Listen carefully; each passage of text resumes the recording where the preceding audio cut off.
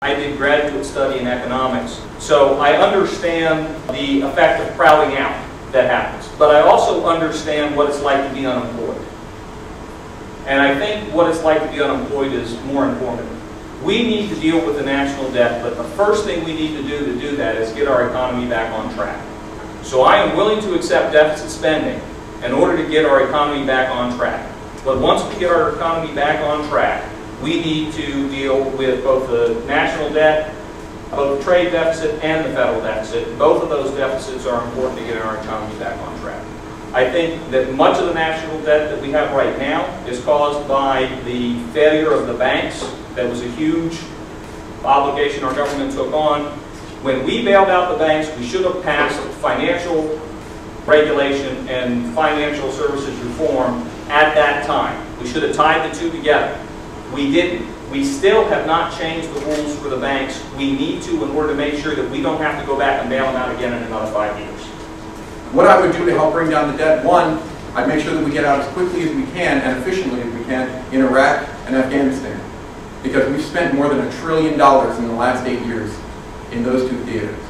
The other thing I would do is I would totally revamp the tax code, because I think we need a national sales tax. A national sales tax that exempts food and exempts housing.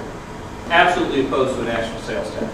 National sales tax, what it does is it taxes the poor people at a higher rate than what you're doing now.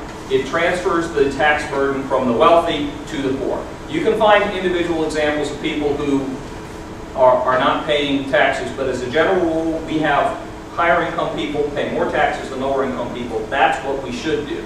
I think that's right.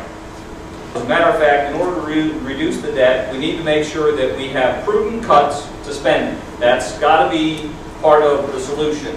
We don't need to engage in that while we're in the middle of a recession, but as soon as we start getting the employment picture fixed, we need to address that. We also need to roll back the Bush tax cuts for people earning over $250,000.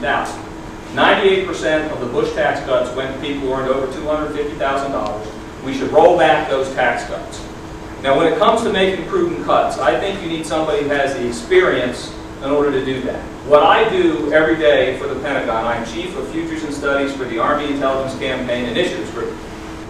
What we do is we do the studies and the analysis to inform the leaders so they can make smart decisions about where to cut money and how we shift money from Cold War programs to the programs that are urgently needed to fight the new adaptive enemy that we have now. We need somebody with that experience in Congress.